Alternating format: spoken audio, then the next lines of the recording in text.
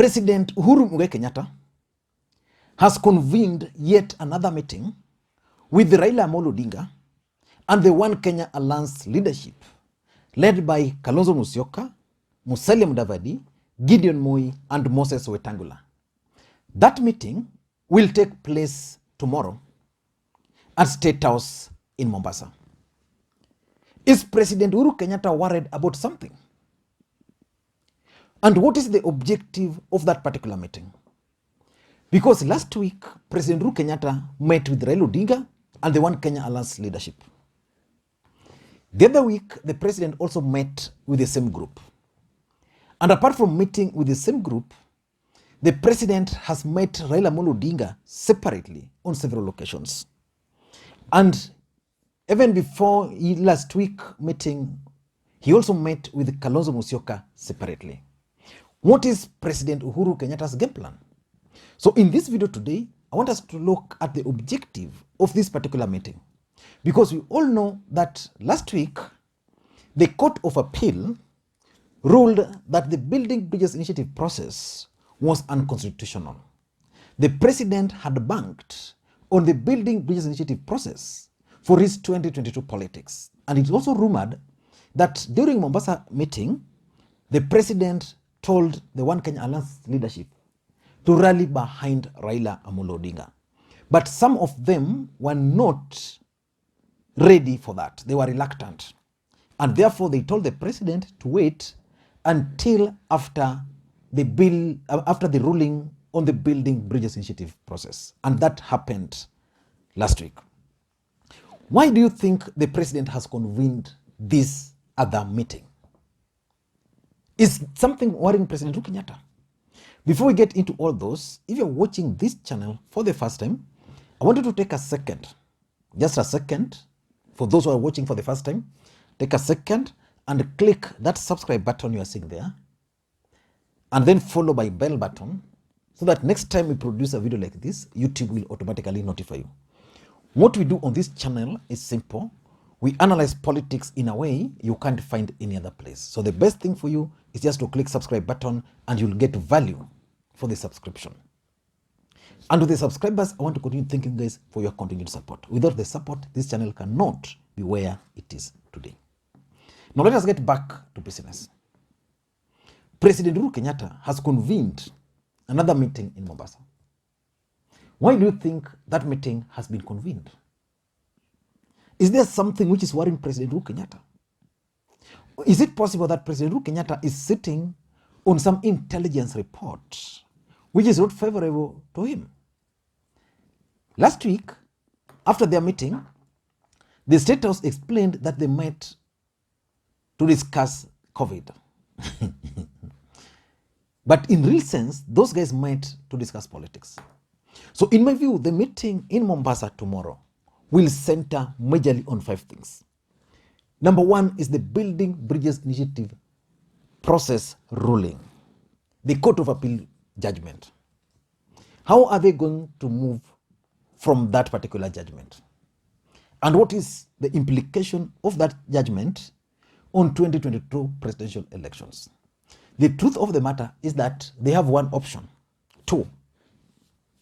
The first option is to appeal at the Supreme Court. And so far, there's rumors that the Attorney General is planning to do that. In my view, it would be one of the worst moves by the Attorney General.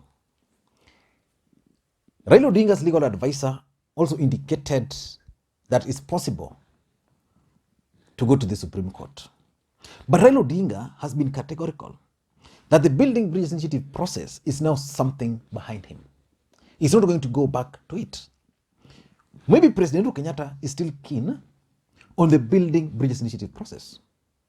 So you'll want a situation where he sits with these guys, then they look at everything, whether to go ahead and appeal. And if they're not going to appeal, what kind of statement should he give to Kenyans? Because so far, President Uhuru Kenyatta has not responded or reacted to that Court of Appeal ruling. So that's number 1 in my view.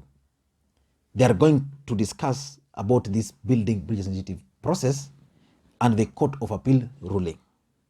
So basically reggae has stopped. But is the president willing to stop dancing? That's something we'll wait until tomorrow. Number two is still on the Building Bridges Initiative process. A parliamentary initiative, similar to IPPG. When you read Moses Kuria's Facebook page, there's a post he made yesterday, and I made reference to it, that BBI had very good clauses. And some of those clauses were going to benefit the people of the larger Mount Kenya region, and that they were going to do everything possible to ensure that they are put in the constitution. The Court of Appeal also ruled that Parliament can actually initiate a constitutional amendment.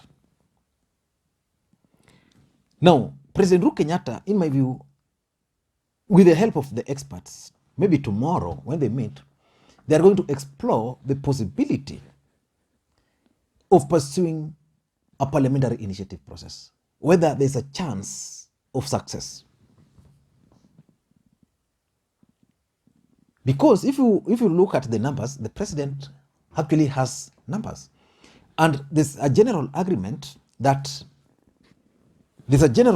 this country that instead of going through a referendum, President Uhuru Kenyatta and Raila Odinga should have gone through a parliamentary initiative.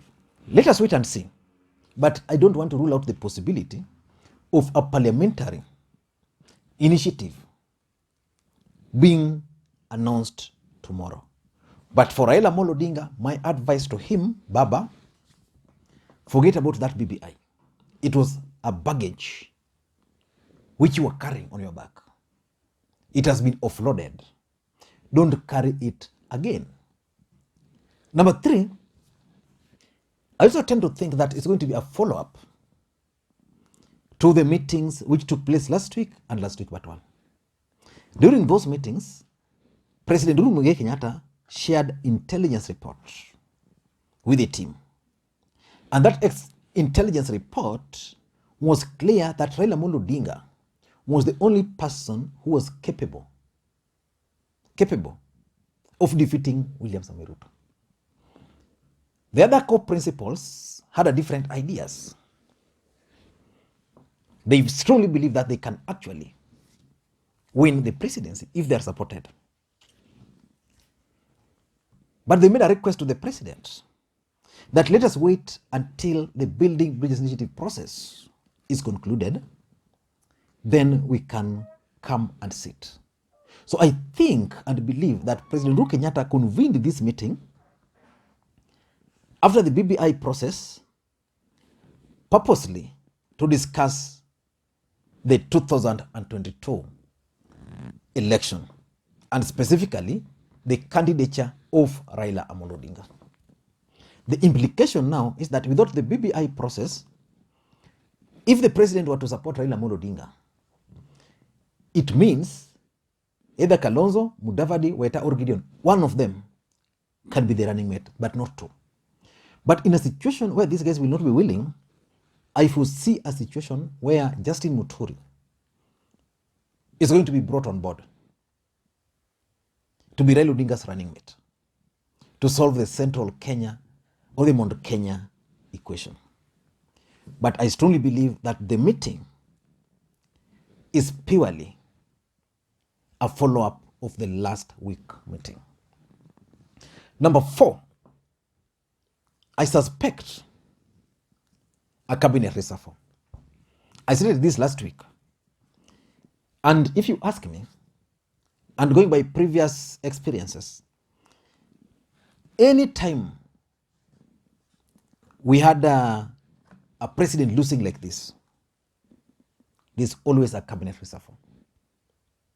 And of course, President Uhuru Kenyatta will have to reshuffle his cabinet because of several reasons. Number one, there's internal sabotage. There are so many people who are sabotaging President Uhuru Kenyatta. Some of them, their allegiance is now to the deputy president. And because politics is local, for example, someone like Chelugoi, someone like Charles Keter, they just have to support the DP.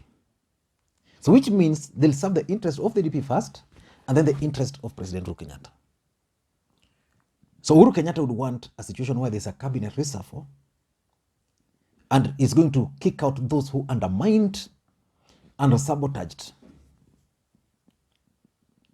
the Building Bridges Initiative process, because there are several of them. So the first thing, cabinet reshuffle, because of internal sabotage. Again, just to save face, the president must save face that his government is not working and there are certain people who must take responsibility. And number 5, I think why this meeting has been convened, in my view, is the formation of super alliance. I want you to take this to the bank. If the president is going to meet these guys tomorrow and they are not going to arrive at a solution, President Uhuru Kenyatta is going to chart his 2022 presidential path without Kalonzo, Mudavadi, and Weta. Gideon Moi is going to play ball. And this formation of a super alliance, in my view, is something which the president has been working on, especially after he received that intelligence report. Raila Odinga, who is the main subject here, is also going to make it clear to this team that moving forward, he's going to focus on his 2022 presidential bid. I don't know what you think. Let me hear your thoughts. But for me, I strongly believe that President Uhuru Kenyatta has convened this meeting with Raila and One Kenya Alliance leadership to discuss, number 1, the BBI ruling, number 2, a parliamentary initiative which is being pushed and can go through.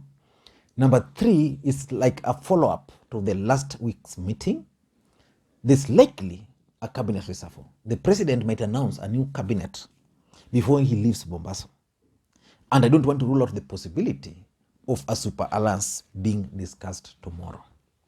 Thank you, guys. And for those who are watching the channel for the first time, again, I want to take this opportunity to ask you to just take a second or two and click the subscribe button. What we do on this channel is that we analyze politics in a way you can't get any other place. So you have to stay here. To the subscribers, know so well that I really appreciate you guys. I really love you. The only thing is that I just can't thank you enough. But from the bottom of my heart, please accept my thank you. Bye-bye.